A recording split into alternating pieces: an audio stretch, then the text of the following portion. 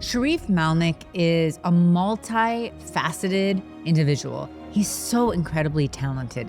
In addition to being a businessman, an entrepreneur, a philanthropist, an ice climber, a black belt, and a legendary mastermind behind the legendary restaurant, The Forge, what stands out most about Shareef is his commitment to his philanthropy through the Make-A-Wish Foundation.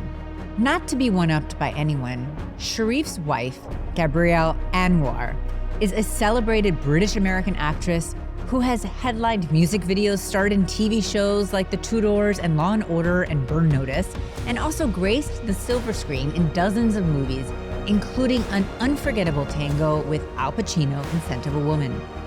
An artistic creative through and through, Gabrielle is also a screenwriter, director, and the creator of the Playhouse parenting website. I've always admired their relationship and seen it as a beautiful illustration of the divine masculine meeting in perfect harmony with the divine feminine. Shareef's drive, keen business savvy, and legacy philanthropy partnered with Gabrielle's artistic prowess, creativity, and spirituality have made their relationship an unstoppable force for good in the world. As a couple, how do they serve as mirrors and windows for one another? What's the secret behind a perfect match? In this episode, how does a window into Gabrielle and Shareef's relationship act as a mirror to your own? Mirrors and Windows with Katrina Campins. You guys were born on the same day, right? We're both Aquarians. We're both born in February, and we're both had the same Hebrew birthday, actually. Really, which is what? Shavat 28. So I was born February 18th, 12 years before Gabrielle, who was born February 4th, 12 years later, but we happen to have the exact same lunar Hebrew birthday. And then you met in Homestead, right? Wasn't it? Right. So we met on an organic farm in Homestead. Because called Paradise. I owned this. So we met in Paradise. We met in Paradise. So we met in Paradise. But let's talk about the divine. Like, I owned a steakhouse and she was a vegan. There was no way we were meeting anywhere other than an organic. You should save this for the. Well, no, I can repeat it. like that's God there. Totally. Oh yes, absolutely, totally divine intervention. So you were a vegan. You owned The Forge. Yes, I owned a steakhouse. So I was doing renovations, and I had a new chef, and I had a whole team with me. You know, my project manager and some wine people. Who happened to be absolutely stunning. So I thought that they were on a date. No way. So, yeah. Yes.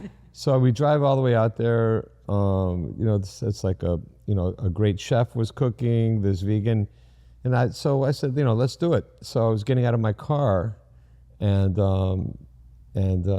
I met Gabrielle getting out of her car because I knew she was with her hairdresser. She was in Miami shooting Burn Notice. That's again, there are no coincidences.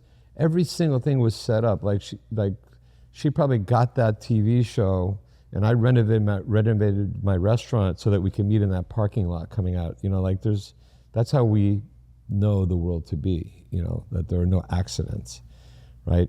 And so I was smitten at that moment, and basically I've been with her ever since that night in the parking lot, walking onto Paradise Farms. And that's when you have to have faith, right? It's just to know that everything is perfectly aligned. Even in the dark moments, there's dark and there's light, but through the adversity, you just find the light. And so I've always thought of the two of you, and I've thought that you were the epitome of the divine masculine and the divine feminine coming together.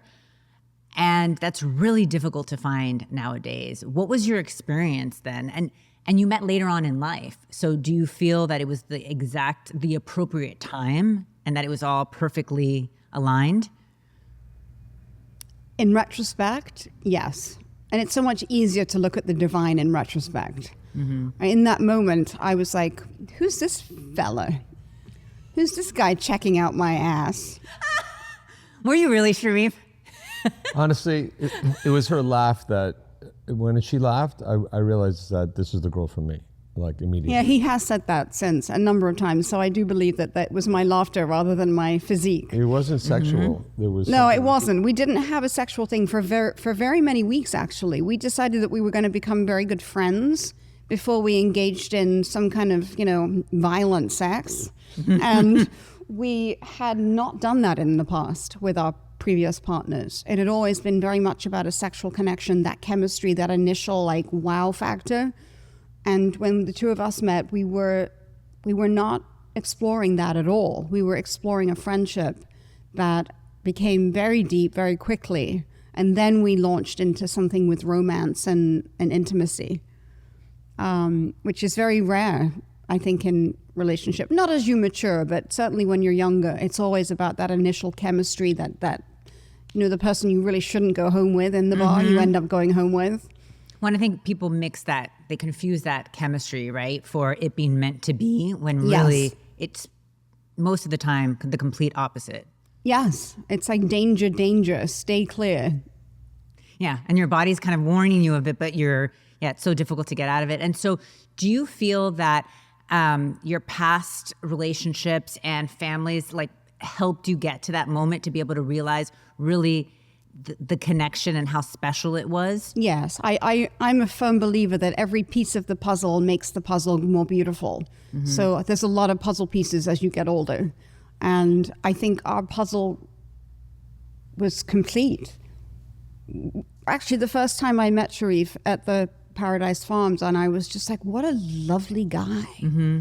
Like, how often do you say that when you meet someone for the first time? What a lovely guy. Like, what a great energy this guy has.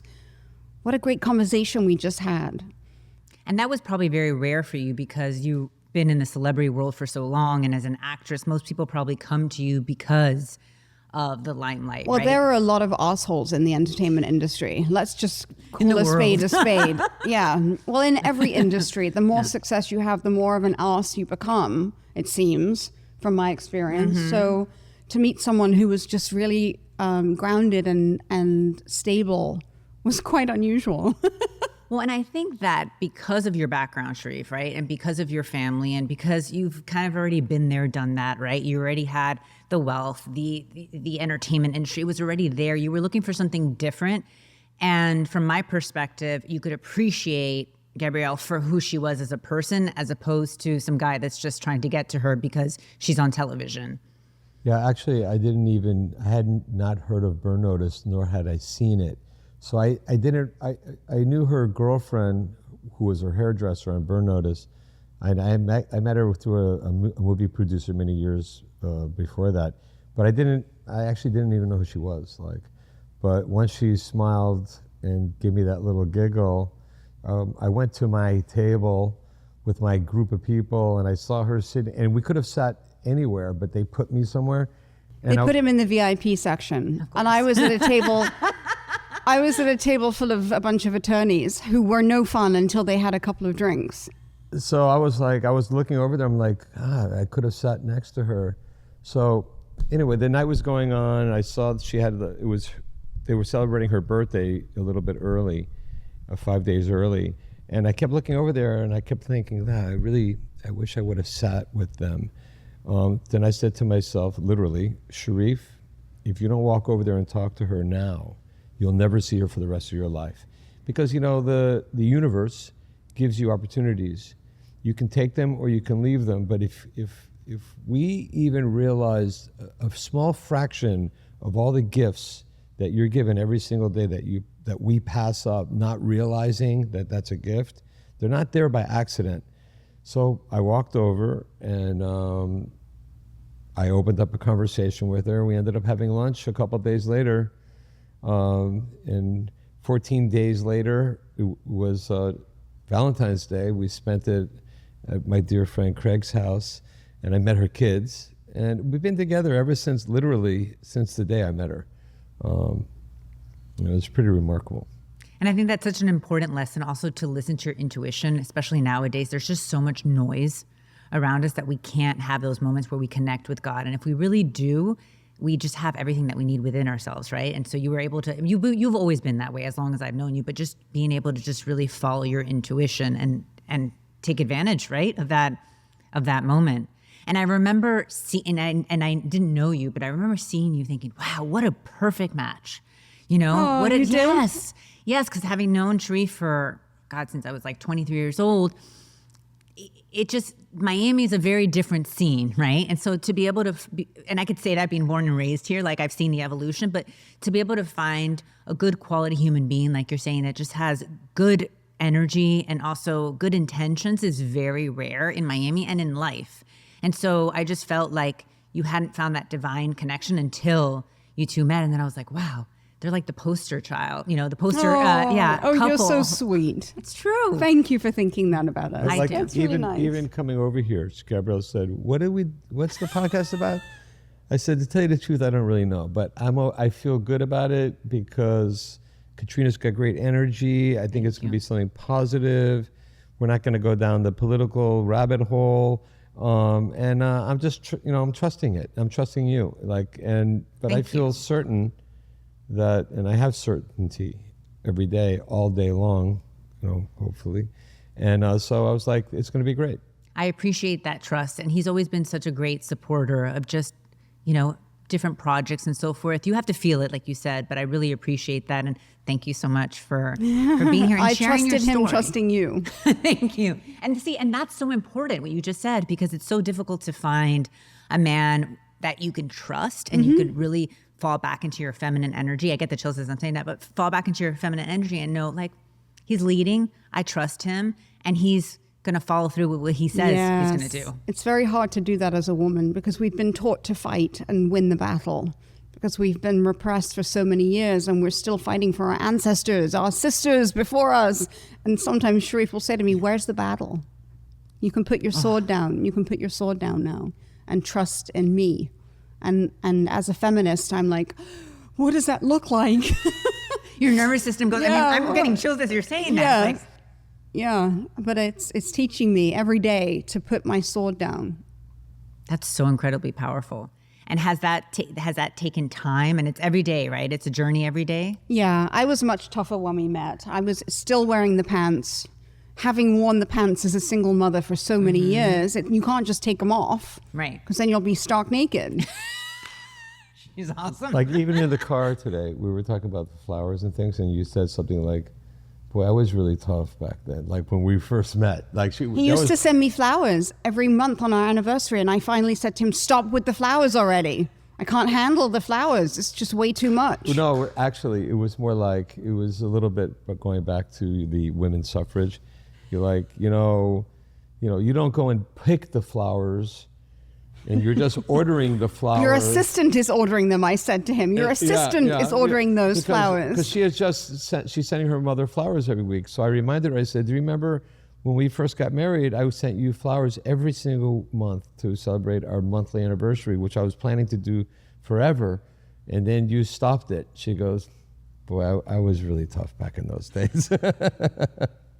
Yes, I was tough. And I still have moments of being repellent to a man, which is in my DNA. I grew up with a really tough mother, and I grew up fighting for what's right for women. And it's very hard to soften and to just trust and to trust a man. It's not really how I was, I had a lot of sexual trauma as a child from men. So now it's like, okay, just shedding that skin that was so tough and so resilient. So incredibly powerful. But you're able to do that and just rely on him now and just know. But the flower situation, I could totally relate to, because if that happened to me, I would think the same thing. Stop. It's like smothering. Like, stop with the flowers. And of course, Shareef, being the kind human that he is like, He's super generous. I'm like, are you sure? Are you sure? Think about it. I was planning to send you flowers to celebrate our marriage every month for the rest of your life. Are you sure you want to stop that? She goes, yes, okay, that's it, it's done, But I think it's so difficult as a woman being raised the way that you describe to learn to receive. It's so difficult. Yes, with grace. Yes, it is. It's even getting a compliment. You look pretty today, as opposed to saying, oh God, really? Do I? I didn't sleep. I only had a cup of coffee. Why not just say, thank you. Thank you. What a beautiful gift to give me. I'm full of gratitude for you saying that. But it's so difficult. It is Isn't so that hard. challenging? It is so hard. All my girlfriends, I tell them they look beautiful and they have an excuse as to why they don't.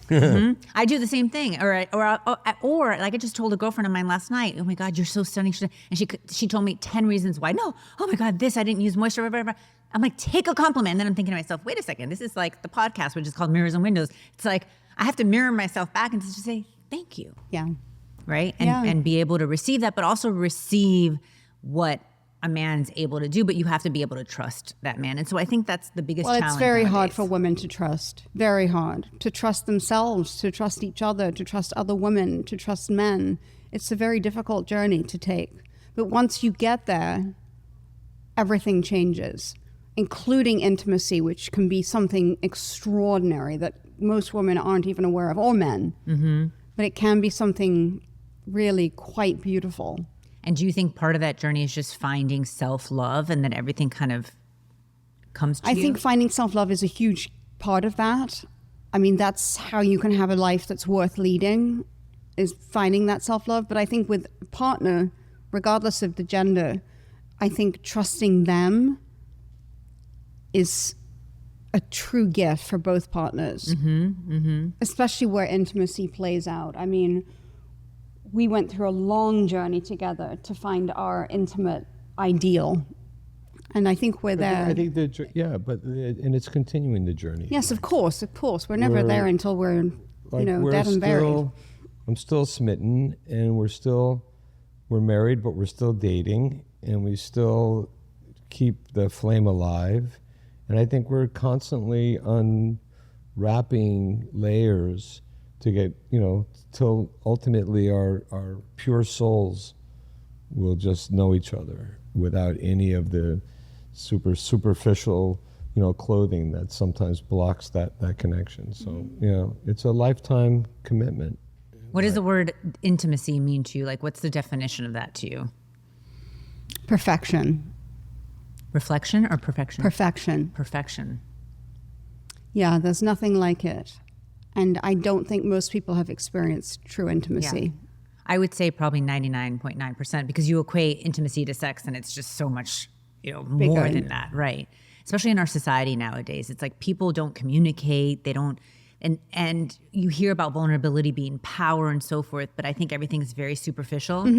And people are afraid to unmask themselves when you realize that when you're really authentic and bare with your soul, that's when you connect with people the most. But you still have to protect yourself because it's not a safe environment most of the time. So in order to not throw yourself out there and be damaged, you have to still be very cautious about who you choose to share your deepest self with. Well, and that brings me to the topic of boundaries, which I'm much better about now than I was in my 20s and 30s. Good for you. Yeah, it's something that I'm like, oh, yes, I have boundaries now. I can say no, and that's a full sentence, without having to over-explain myself. How did you find the boundaries in your life? And then also what I'm really interested in, I'll go boundaries first. How did you find those boundaries? As a couple, too. We're very clear with each other what our boundaries are. And it used to result in an argument. And now it just results in one of us going, okay, I relinquish control. You're in control of that particular boundary, and I respect it. But with other people, I struggle with my children because I want to give them the world. But I know how detrimental that can be and that they have to earn the world to really have a valued place in it. So I do struggle. He helps me with my children because I tend to want to overindulge them. But I think that's a mistake that most parents make because we want to give them a life that we would have wanted. So inevitably that ends up with a little bit of overindulgence and entitlement. But with other people, I guess the older I get, the clearer I am with my boundaries. But it's not easy. It's not, especially with children, as you were mentioning, because I find myself doing that. And then you have to pull back and understand that sometimes you need to let them figure it out because that's the greatest gift, right? As opposed to handing it to them. Yes, it's hard. But it's hard. I'm a helicopter mom. I'll admit it, Yeah. Well, I think we're all helicopter parents in this generation. And I think we have to be now because there's just so much out there. But then again, you have to have faith, So I pray 24/7. I mean, we were discussing this. I'm it's a big prayer too.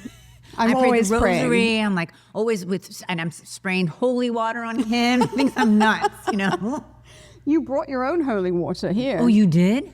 See? Yeah, well, actually, yeah, I thought I did, but it's a similar one. But no, I have these bottles of water that some really great spiritual people that I know pray on the water, and then I mean, they're real bottles of water, you know, like. Oh, is that the water you were drinking? Yeah, that's the water I'm drinking, but Oh, I this need is some of that. one of the giving ones where so each one of these bottles, okay, when you buy one bottle, they give 10 bottles of water to communities that need water. What's it called, Shareef? So it's called Giving Water, but then there's one that comes from a parsha or a chapter in the Bible or the Torah, which there is a special person named Pinchas, and Pinchas is so on that particular Bible reading. These people pray on the water, and the water is very. I'll send you some bottles. You're going to love this. So because water absorbs energy, and water heals, and water is like the beginning of the creation of everything, right? So I drink this water all the time. I'm I just drink fascinated. smart water because I'm hoping it'll help my intellect. No, but that's fascinating. And it doesn't surprise me, though, that everything has a philanthropic twist to it. Everything that you do, your family, the two of you together. And that was another topic I wanted to discuss with you all is how do you decide, you know, Make-A-Wish has obviously been a huge legacy that your family has. How do you decide what to invest your time and energy into when it comes to giving back? Well, I have a lot of thoughts about philanthropy and giving. You know, like philanthropy sounds like a sort of a high-end type of thing, but like giving something to the guy that's on the corner doing magic tricks is just as important, and nobody sees it, which makes it maybe even more important, right? So I think both are great. For me, it's generally how can I move the needle, and so I try to. Everything that I do, I want to be impactful, right? So I think with Make-A-Wish that, you know, through the Make-A-Wish Gala and other things that are involved with Make-A-Wish, we've managed to move that needle considerably and make an impact. So that's really important to me. But I think also giving is giving someone a smile and giving someone advice, giving somebody a pat on the back. You know, that's equally as important, maybe more important. It's like, what is your consciousness? If your consciousness is about sharing and loving and giving, then it's going to permeate everything that you do. And then, you know, it would be hard to, you know, sort of rank those. So, but I think you could rank your consciousness. Like, do I have a giving consciousness or not? And I think that's, if you're coming from the right place, everything you do will be a blessing and special. Is that something that was just always innate to you, or did that come from your family, your father in particular? And how did you get, I know the story, but how did you get involved with Make-A-Wish to begin with? Well, I was invited to the first Make-A-Wish. Lee Schrager was the chairman of Make-A-Wish, of the gala in those days. And so I went to the first Make-A-Wish ball. And then I brought my dad and my family to the second Make-A-Wish ball. And so he became a lifetime benefactor. And then by the 10th Make-A-Wish ball, because I had been in hospitality for so long and I could see things that weren't clear, and I said to my dad, you know, Make-A-Wish, the ball is sold out every year, but I think it will be over in 2 years. He goes, what do you mean? I'm like, for a whole bunch of reasons. You know, Miami is changing, the ball's not changing, and, you know, and so I think that, you know. And everybody would be dead. Well, I said they were the really They old. complement each other so well. I said the They ladies were with very blue old, hair. the patrons of the Make-A-Wish Ball back then. The ladies with blue hair, their kids and their grandchildren aren't coming, so when they die, there won't be anybody left coming. You know, and it had been such a great ball, and Lee did an amazing job. So I inherited something that already had legs. But I was just seeing it from a different perspective. So my dad asked me to have lunch with the then CEO and founder of the chapter, Nancy Strom, and we had lunch. I didn't realize I was getting set up. And so he said, please tell her what you told me. So I told her, and she said, would you be chairman of the board? Because I guess Lee was leaving. And so my dad said this would be very important to me. So of course I'm going to say yes if my dad said something's important to him. I owe him my life. And so I did it. I said, but I'll do it on one condition, on the condition that it may seem crazy what I want to do, it may seem counterintuitive. Actually, the first year revenue might go down even, but I think I know what I'm doing. I think I know what it needs. And if you don't like it, you can fire me, but you have to let me do what I want to do. They said, you got it. And so... And that still stands. I mean, Shareef really is the chairman. He's really in charge of every aspect of the ball, whether the other chair folk like it or not. He's in charge, and that's why it's such a success. Well, thanks. I have a great team. I'm in charge of the vision, basically. So I kind of feel it and know it. I've done it. You know, I've gone through everything, and I have the most amazing team in the world to execute the vision. So we went from a ball that at its best was netting, I think, $300,000. In the last 3 years, we've netted over $5 million. So it took 19 years to get there. And then I brought Gabrielle on like 14 years ago, and she's, you know, taken it to a whole nother level, and she brings on millions of dollars in her own right. And we get to perform together. We do skits together. You know, we've had to spend all this time helping children and having a lot of fun doing it, and actually bonding and getting closer together than we've ever have. And I think that's given us that opportunity.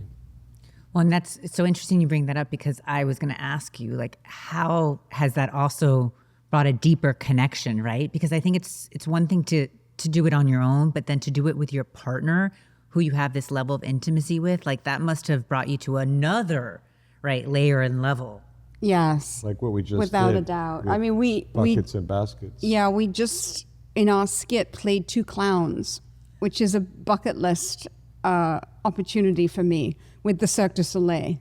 Oh, wow. So we went to Vegas and we filmed our little skit on the stage of O, and we had the most incredible time. We bonded like crazy playing two mime artists, clowns, with full costume, full hair and makeup, all Cirque du Soleil proper.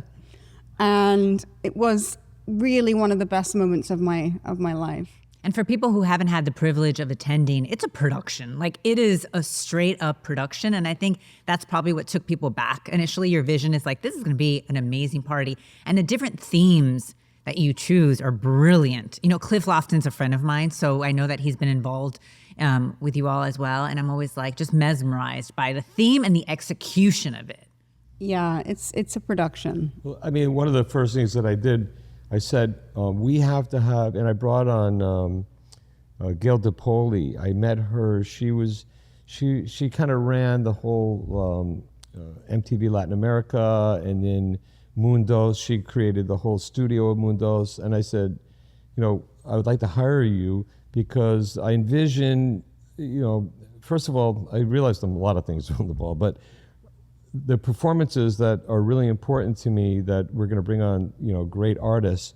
I want the quality of the direction and technical quality to be equal to like the VMAs or the Grammys. Like, that's where we're starting. Like, so she goes, I go, so I want to hire you. Can you give me the friends and family rate? She goes, yes, free. Wow. And so she spent, you know, a decade with us creating this, and we've, you know, she's got a lot of other things. She does shows all around the world, so she still helps us with and she does it out of love. But that's the kind of caliber of something that we wanted. I insisted that we create, but you know, also, if you start out with good intentions and ask for the world, like everything is possible in this world. So why limit ourselves? Let's create something. When we were doing 300,000, I said, I think the ball can do 5 million. Right now, you know, all these years later, we did 5 million netting. So now it's like, okay, let's go for 10. You know, like there is no limit. Oh God. So no pressure. No pressure. Start preparing now for next year. Yes. But the universe wants to give you everything. And you have to ask for everything, right? You know. I'm so glad you mentioned that, because that's one thing that I really wanted to touch on in, the podcast in general is just like abundance. Like God wants that for you, but people sometimes are in their little box and don't realize. And for my definition of abundance is just being able to have so that you can give back and shine light back to people. That's what I really find the most gratifying. But you have to have a very strong mind to be able to understand, right, that you can ask for it and it's all there. It's all possible. It is all possible. So the world is full, every day is full of miracles. And so people would think that would be impossible. I know there's nothing impossible. And so, I like to use the word the light, God, the universe. It's all, everybody has a different way of thinking about it, but it's so much easier working with the light than without the light. You can work your butt off, bang your head against the wall every single day. But if you're not doing the things that you need to get the help you need, you're just wasting your time. But don't you also feel that when those obstacles come in your way, it's like obviously you're not on the right track. Like it's also, don't you feel that everything flows when you have the right intentions and when you're aligned with your higher purpose? Everything, it just flows. Everything just comes. Whatever you need, you attract as opposed to chasing. It does. Yes. Even if you don't know that that's what you need, it comes right at you. But also, that's a good point. Yeah. But also sometimes obstacles are actually a gift. So a lot of times we see things as obstacles, or we're upset, or that's a problem. And you don't realize it's the greatest thing that ever happened to you. So it's also how you deal with the obstacle determines how much more you can receive. So we call things obstacles, but if we look at them and if we knew the big picture, we'd realize it's something that was really important to us. So like all of the things that happened to Gabrielle and I in our prior relationships, they brought us together actually. So the things that we didn't like about those things were all blessings for us to get to the point where we are today, where we have this great blissful life together. So, in some ways, I'm not even sure there are obstacles actually, because it depends on how you look at it. They are obstacles if you look at it as an obstacle, or you can look at it as, why is this in my movie, and what am I supposed to learn from it? That's really powerful. And I think the two of you have also acted as amazing mirrors for each other, is what I notice, like from an outsider's standpoint. And that's what relationships do, but also you mirror each other so well, right? How was it cultivating the blended family aspect of it all? Because it seems like it came so naturally to the two of you. Ooh, No? No. There were some really rough edges with my oldest daughter, and have since been smoothed out, fortunately, but it did take a few years. The other two kids, the two youngest kids, it was seamless. And I think that's partly because their father gave Shareef permission to love them. And them permission to love me. Yeah. And that takes a lot of confidence for him to have done that. Yes. He's a very good father. Baby daddy number two. No, but that's extremely powerful, because I always also say, like, the true strength of a woman, or like for a woman in particular, is being kind to other women. Like that for me is such strength, right? It takes confidence in yourself and knowing that you can help others shine without dimming your own light, and together you're more powerful. Yes. So the fact that he was able to do that with Shareef, and how did that feel, Shareef? Like, well, when I met him, guys and men and women are obviously very different, right? But also from the way we're wired, you're cautious about men and exes, and you don't know where they're coming from. And I've seen in a lot of marriages that the ex-husband doesn't allow their kids to be loved by their new stepfather. So I found this loving guy who said to me, Shareef, you're co-parenting. There are 3 voices, and they're all equal.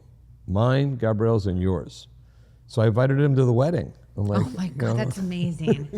And That's amazing. during Shareef's wedding speech for the reception dinner, he mentioned my ex-husband and how grateful Shareef was to have him in his life. And it was a very touching moment. And he started crying in the wedding when I mentioned him in the wedding.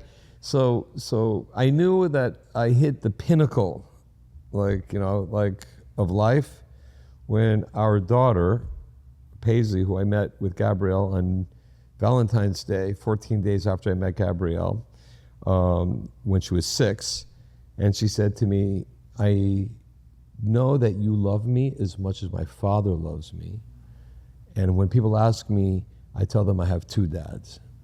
Right? Oh my God, so I'm like, okay, that's it. I've That's a I've success done it all. story. That's success right there. Yeah, nothing has made me feel better than that in my life. Well, and as a mother, as a parent, like I don't understand when it doesn't work that way, right? Because all you want for your children is to be loved. Like I'm Yes. happy as long as they're loved and Yes. loved and they're happy. That's it. Removing the ego from it is so incredibly important. Well, that's a huge blessing. Yes, for me in particular, because I don't have to fight. Well, and that's another thing is that the woman in between, oh my God, that's exhausting, you know? And then having to choose your child or your new spouse or and just managing that. And then it doesn't allow you to, again, fall back into your feminine because your sword is out, like you were saying again. So that's a huge blessing to be able to get to that point. It's such a great example for other families who are going through that, and there's so many of them. Yeah. They let me do my thing. Like I'm kind of like the educator, and so I'm like, let's put the kids in this private school. And no, I don't know if they can do it. Do you trust me? Yes. If they can't, we'll take them out, right? And so Yes, I mean, he really did change the trajectory of their lives because they weren't, I was saying they're artists, they're creatives, they're not academic. And he was like, what are you talking about? You haven't even given them a chance to prove themselves in a high, aggressive academic situation. And they did succeed. And I have you to thank for that because I wasn't going in that direction at all. I called my son my little poet. And now he's an accountant. No way. Yes. That was a drastic change. Yes. But see, again, that shows you that everything is perfectly aligned even when you don't realize it. yeah, we need each other. You need each other. We complement each other, and we found each other. Our souls knew each other, at some time, a long time ago before we were born. And so your job is to go find that soul that you're supposed to be with. And so we finally found each other, and so we're not leaving each other. We're going to keep this together forever. Well, what a blessing. And then also, you two seem to also do your own projects and then come together for some, which is another really powerful element of your relationship that, again, from an outsider's standpoint, I see is like, again, the confidence and just the security in yourselves individually to know, let her go do this or let him go do this. And being yourself. Like a lot of people in relationships don't allow the other to just be. To shine. And to shine. They're threatened by it, right? Which I don't see any of that here, which is that's why I'm like, you guys are the poster, Yeah, it's true. He encourages me to have my own journey. And I need that. I need to have my own little space on the planet that is just mine. Well, because you're very creative. I love to create. If I go to bed at the end of the day and I haven't created something, I feel like I've wasted an entire day of my life. So I do try to do something every day. Every day. Which I need. Mm-hmm. It's easy for me because it's something that I just need to do in order to survive. Do you do that mostly in solitude? Like I just think there's such power in solitude to Yes. have that me time. I love myself. Mm-hmm. I love being alone. I love silence. I love myself. When I'm alone with myself, I'm having the best time. I'm having a little party all the time when I'm by myself. That it wasn't always the case with me. I used to have a hard time being alone. And now I just love my alone time. I can just wear my pajamas or not wear anything. And it's up to me. And I can create whatever I want in that space. And I'm fortunate and blessed to have a space that I can do that in within my home. Just full of inspiring quotes and photographs and images and mood boards and you name it. I'm surrounded by it. It sounds divine. Yeah, it really is. I wish it for everyone. And one other question that I have about the Make-A-Wish is just the last question about that is you've been doing this for so long is what's most gratifying wish that you've been able to give? Ooh. Wow, that is. I think you're very attached to Jacob. Yeah, I was going to go there. Yeah. Except I don't want to cry in the middle of the podcast. You can cry. That's okay. the people that you least expect. Yeah. Showing your, So Jacob was this beautiful little boy who had his leg amputated because he had cancer, and his mom was this incredible woman. Both of them public servants, his parents. So who I appreciate so much. His mom was a prosecutor in the Dade County Prosecutor's Office. She worked under Kathy Fernandez-Rundle. And the dad was a DEA agent and police officer, and their kid. And so we were able to and unfortunately he passed away, Jacob, but we were able to do some special things for them. They brought the family together. They gave them some happiness together, and a reprieve from worrying every minute and feeling terrible every minute to actually having fun for some days. And enjoying each other. Specifically, if I may, he couldn't walk. He was learning to walk and had special equipment. But when he swam, he was normal. He was just a weightless little kid splashing around in a swimming pool. So the wish was to have a pool in his house. Wow. So this one created an oasis in their backyard. And he swam and he swam and he swam all day long, every day, for months before he died. And so he gave him such joy in the last few months of his life when he really couldn't do much else but float in the pool. And it was an incredible gift. And his parents are still so grateful to you. Yeah, and so they actually moved away. It was really tough for both of them. So I dedicated, he passed away before the next ball, so I dedicated the ball to him. And we had Jake T-shirts on and things like that. But no, I think that was, they're all moving, but I think that was probably the most emotional and moving wish that I was involved with. That's absolutely beautiful. Wow. Oh, well, thank you for everything that you do. It's amazing. And now as a couple too, it's really inspiring. You've both been inspiring in your own right. But thank you. What has been the role of faith in your partnership? Well, it's been huge for my husband. I've seen him devote himself to Kabbalah in the last 5 years. And it's just it's like somebody unscrewed a cap on the top of his head and took off the scalp, and in comes the light. And it's just such a pleasure to behold that in someone who is always seeking. But I think these answers that he's receiving are just turning him into this wiser person. So much wisdom coming from him. And it's beautiful to have your partner be so wise. It's really handy. It's useful. I can rely on him for anything. And it's just the most beautiful way to have a relationship. I think Kabbalah has been the answer to so many questions for him. And I support it 100%. I'm not Jewish, but nobody is necessarily 100% Jewish in Kabbalah, necessarily, right? No. But I serve Shabbat dinner in my home every week. I try to keep him turned on when the Shabbat ends. For 24 hours, he doesn't use electronics. So even though I complain about it a lot, I try to support that. We write our wedding vows every year. We add a new vow on our anniversary to our vows. And my vow this year was to not complain about being his goy. Wow. And how were you raised? What religion were you raised? I was raised in a religiously atheist household. You're kidding. Very atheist. So I was left to my own devices to find my light, and sought that very much through my teens and 20s. I moved to India to find some light, and realized shortly after arriving that you don't have to travel anywhere to get it, that it resides within.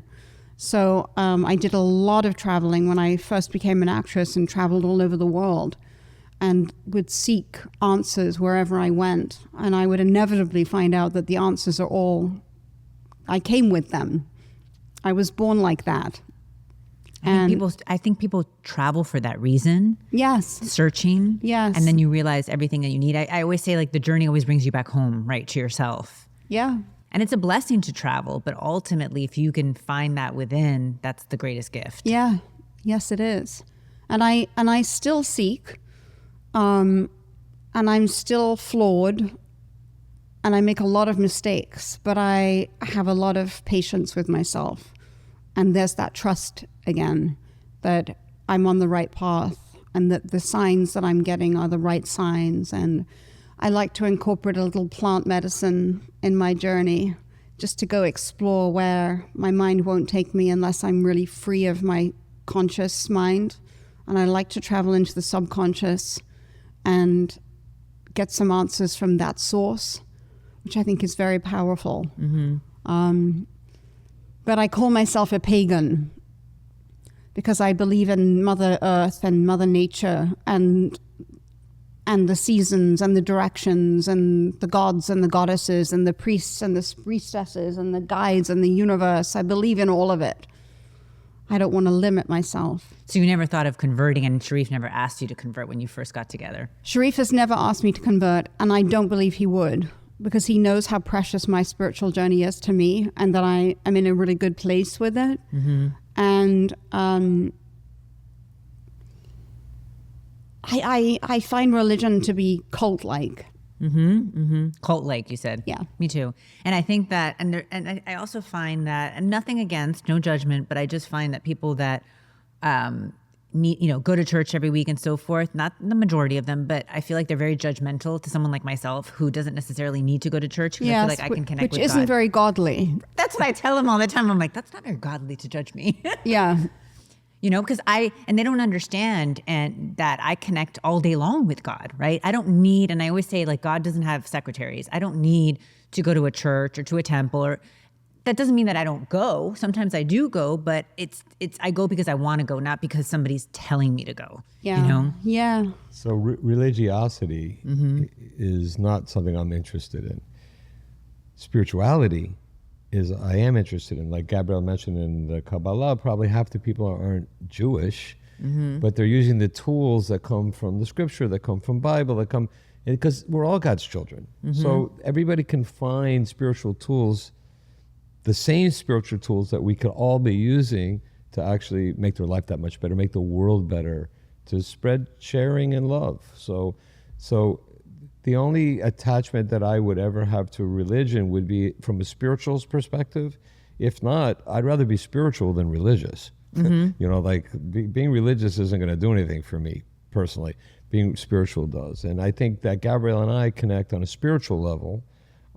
Actually, many of our beliefs are actually the same. When you take titles off, like Judaism or paganism or however, because everybody has their own definition of all those things. But on a spiritual level, we're actually congruent, right? And we just call each other different things, ourselves different things. But that I think it's really important too, because if we weren't congruent, there could be conflict and friction there. Like, what do we really stand for, and what's really important to us in the big picture, not the little intricacies or minutia, but I think for what's really important in life. Well, I think that's why your values and morals and ethics and that spirituality is the foundation of an entire relationship. Like, if you're not aligned in that, it's probably not going to work. So the fact that you were able to achieve that foundation, and then what are you instilling in your children? What are you teaching them when it comes to God? Wow, that's a really good question. I think they've learned a lot from Shareef in the last few years, and they have a lot of questions regarding Kabbalah. Yeah, so now so when I met Gabrielle, she said my parents are atheists. I went like, I never met an atheist before. I was going to say that, Shareef, honestly, that's what I was going to say. I was going to say, oh my God, I've never met an atheist. I was like, before. oh my God. So when I met them, I was like, but you must have known in that moment, Shareef, God put me here for a reason. Here I am doing God's work. Yeah, no, and they came to my house, and they attend Shabbat dinner with us, like, Gabrielle, I never met an atheist. Like, what are they like? No, you're gonna love my parents. They're really nice, right? So I'm not even sure what that means. But so now, but the kids are thinking and do think, listen, Gabrielle's spiritual, so that rubs off on our kids. You know, I'm a little bit more organized in my spirituality. Oh, thanks. No, you know what I mean. Yours is like an aura. It's like a spiritual aura, even though you have that same aura, but I could see he's more of like, you know, I can put it into words, and I can, you know, we have different ways of approaching life. So, you know, so I hear, you know, like, you know, our sons say, you know, God willing, and, you know, so there's an attention to a higher power, right? So if you just have that, right? If you just have a connection to a higher power that you can ask for help from. Yeah. Right? My mother is actually very ill right now. She's 91 and her body's just giving up like one would when you age out. But since she doesn't have a spiritual practice, we were in England recently, and so the house was very quiet. The visitors had all gone, and so I got into bed behind my mother and I spooned her and put pressure on her whole body with my own body from behind, and I squeezed my spiritual beliefs into her. I pushed them into her, and I had the most amazing physical experience with her, and she thanked me afterwards. But I was giving her permission to make a choice whether she wants to stay or go, and that she would be safe either way, and that she would be protected. And it was a very powerful moment for both of us. And I know she appreciated it, whether she wants to believe in something. But when you come to the end of your days and you're met with fear for what happens next, I imagine it would be a very lonely place to not believe there was something to take care of you, your soul. what a journey. Was a journey. It's still a journey. She's still with us, and I'm still oozing all this spiritual goo goo gaga la out of myself into her. And has she admitted that now she believing now, or still not? She's just taking it all in and kind of silent. She's just absorbing it, finding a place for it in herself. I don't think she would admit to feeling anything necessarily, because she's very stubborn and is very proud to be an atheist. I mean, I've never met, but wow, it's what makes the world go around. Like, and just probably different perspectives. But you know, it's interesting because we both had the same reaction, right? Like what does an atheist look like? You know, it's like a unicorn. Like, Exactly. I never saw one, right? But also definitely, we know atheists, but that don't declare it. They may have a religion. They maybe have been born into religion, but they have no spirituality. They actually aren't showing any indication, have any relationship with God, or their creator, or the light, or the universe, however you want to call God. And so, for all intents and purposes, they're atheists, but they're not wearing the atheist flag. But you know, if you don't believe that there's God, which I think a lot of people intellectualize, so well, where's the proof, and you know, all this, where's the scientific proof, you know, which all exists anyway. So they're actually atheists, but they don't even know it. Actually, no, I'm not atheist. I'm Jewish. No, I'm not atheist. I'm Christian. No, I'm not. Okay, but do you believe in God? Right. That's a basic question. Yeah. And when your kids ask you, what is God? What do you answer? You are. And how do you explain that to them? That they're just a vessel for the light of the universe, and that they are making godly choices every day. Every choice they make, every commitment they make is coming from their inner experience as a deity. What's so interesting is I find that the younger generation now, and I sound like such an old lady saying this, but like the younger generation, like I feel like they're finding God again. You know, like I was. Really? I do. I think it's a wave, you know, where they're realizing you have to have faith. You have to understand that there is something bigger than us. I don't know. I just see it. Slow, but I see it. Good. That will change the world eventually. And I see even with the little ones, like I pray with my son every single night.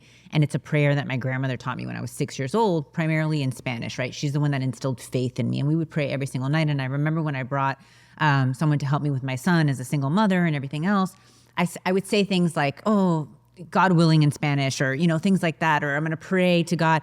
And she turned to me. I remember he was 1 year, and she said, Señora, I've never seen you pray. And my response to her was, I pray by myself, and I pray all day long, and I connect with God all day long. And recently she was watching him when I was up working for Fox, and he calls me every night to pray FaceTime. It's like he won't go to sleep without it. And I did the whole prayer, and she goes on FaceTime, she goes, Señora, who taught you how to pray like that? That was fabulous. I'm like, I told you. So I think people, you never know who's a firm believer and who, I listen to the rosary, I do this, I throw holy water on my son. Like, you never know who's a believer. And I think that's really what has allowed me to just go through life without having to chase anything and just know that God's got my back.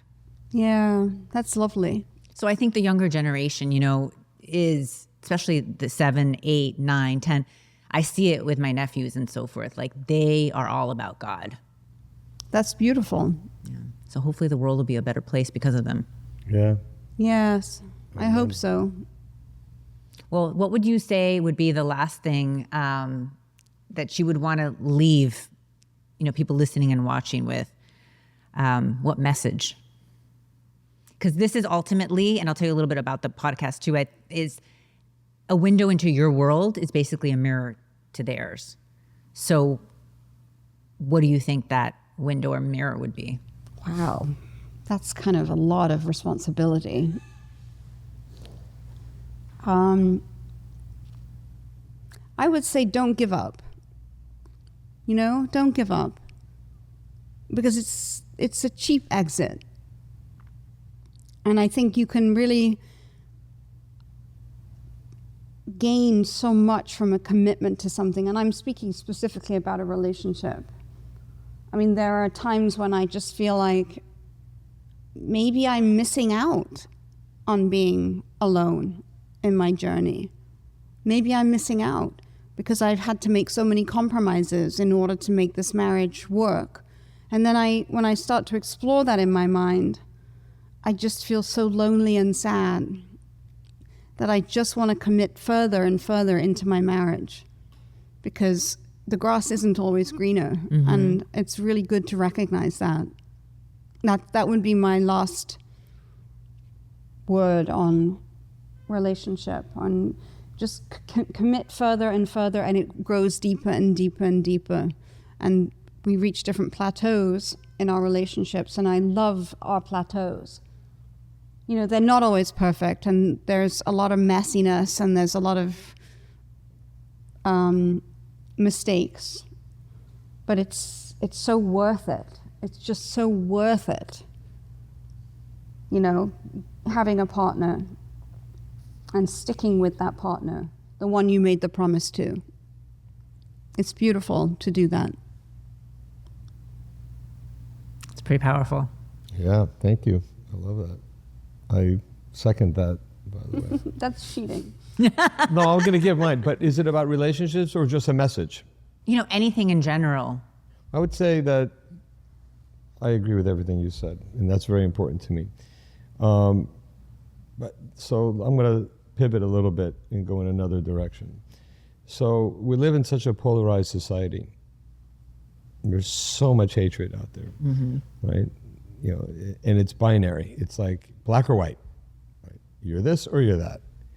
So I would just say that the only hope that we have for a future of peace and love and immortality, actually, is to love your neighbor like you love yourself. And if we all did that, love in your relationship like you love yourself, love people with different political opinions like you love yourself. Mm-hmm. If we all did that, we would live in utopia, actually. Mm-hmm. And it is achievable. So that would be my message. Well, amen to both of those. And thank you so much. You guys are such a blessing. Like, amazing. And just so incredibly authentic and true to yourselves, which is an inspiration. It's so interesting. Thank you, by the way. We love you. Well, I love you guys. A lot of respect for you, always, for decades.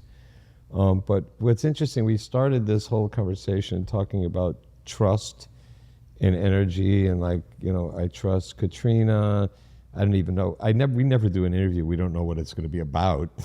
He didn't ask me many questions. Too. He's like, great, see you then. She said it's not political. I said, that's great, Yeah. because my wife and I politically are not always on the same page. We're not aligned. Right? Yeah. Right. Which is okay. Yes. No, it's beautiful. Yeah. Actually, that's my whole message.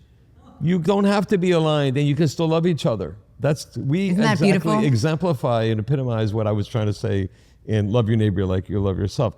But what does not surprise me, again, because I don't believe there are any coincidences. That's a very Kabbalic way of thinking. And now we're talking about faith. Faith in the universe, the light, God, however you want to term it. And what's more worthwhile than spreading that message? Nothing. So, wow, thank you. And I'm glad and I always will trust my gut and the energy that I'm getting. But same thing applies to when you feel something is dangerous and negative, trust your gut and don't do that interview, or don't connect with that person, or don't get involved in that business or organization. So. Well, I have the utmost respect for you, and I've known you, God, since I was 23. I'm aging myself now. I'm 45, Wow. and it's always been that one, it's just positive, respectful energy, where and you've always been so wonderful, and you help so many people and don't talk about it as much. Like now, that's why I was asking a lot about the Make-A-Wish as well, because Shareef is one of those people that just doesn't talk about how much he helps, right? Yes. And he's such a blessing and just a legend in Miami, right? Back to, so many things that he's done.